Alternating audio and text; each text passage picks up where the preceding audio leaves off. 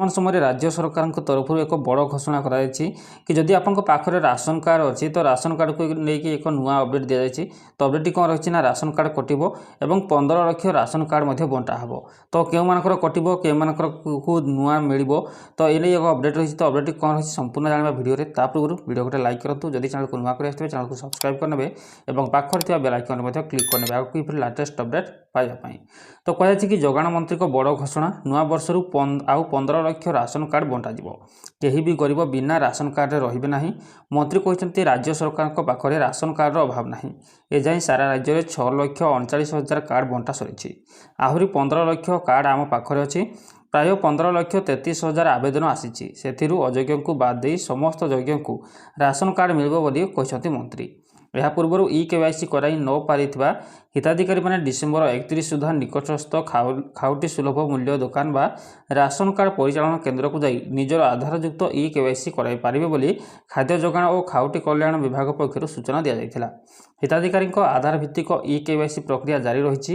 ଏହା ସମସ୍ତ 11,827 ଗୋଟି ଖାଉଟି ସୁଲଭ ମୂଲ୍ୟ ଦୋକାନ ତଥା 314 ଗୋଟି ବ୍ଲକ ଓ 64 ଗୋଟି ପୌରାଞ୍ଚଳ କାର୍ଯ୍ୟାଳୟରେ କାର୍ଯ୍ୟରତ ଥିବା ରାସନ କାର୍ଡ଼ ପରିଚାଳନା କେନ୍ଦ୍ରଗୁଡ଼ିକରେ ଜାରି ରହିଛି।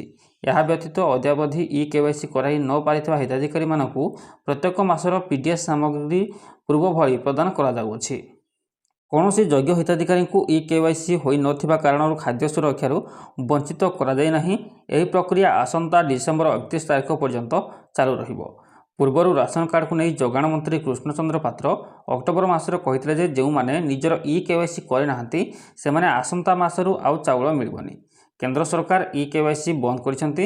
ଯେଉଁମାନେ ଇ-କେୱାଇସି ନ କରି ମଧ୍ୟ ଚାଉଳ ପାଉଛନ୍ତି ଆସନ୍ତା ମାସରୁ ଏହାକୁ ବନ୍ଦ କରିଦିଆଯିବ। ଗତ 7-8 ମାସ ଧରି ଇ-କେୱାଇସି ପ୍ରକ୍ରିୟା ଚାଲିଥିଲା, ତେଣୁ ଆଉ ବଢ଼ିବାର ନାହିଁ। କେନ୍ଦ୍ର ସରକାର ଯଦି ଇ-କେୱାଇସି ଅବଧି ବଢ଼ାଇବେ ତାହେଲେ ରାଜ୍ୟ ସରକାର ମଧ୍ୟ ଏହି ଅବଧିକୁ ବୃଦ୍ଧି କରିବେ।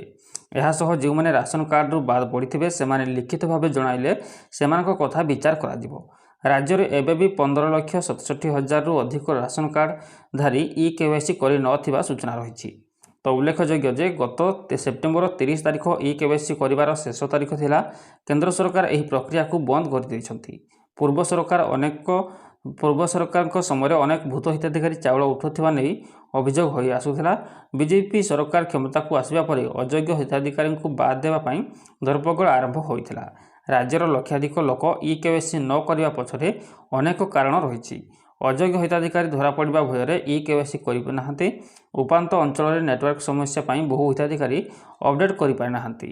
ଏହାସହ ଦାଦନ ଖଟିବାକୁ ଯାଇ ବାହାରେ ରହୁଥିବା ଶ୍ରମିକମାନେ ମଧ୍ୟ ଇ-କେୱାଇସି କରିନାହାନ୍ତି।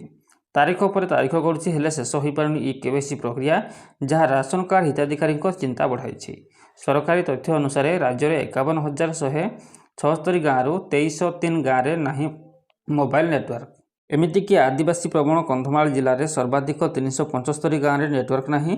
ରାୟଗଡ଼ା, କୋରାପୁଟ, ମାଲକାନଗିରି ଭଳି ଜିଲ୍ଲାରେ ବହୁ ଗାଁରେ ଆଜି ବି ହୋଇପାରୁନି ନେଟୱାର୍କ, ଯାହା ରାସନ କାର୍ଡ଼ ଇ-କେୱାଇସି ବଡ଼ ସମସ୍ୟା ସୃଷ୍ଟି କରିଛି। ଖାଲି ନେଟୱାର୍କ ସମସ୍ୟା ନୁହେଁ, ହିତାଧିକାରୀଙ୍କ ଟିପ ଚିହ୍ନ ଓ ଆଧାର ଲିଙ୍କ ବି ଇ-କେୱାଇସି ସାଜିଛି ବାଧକ।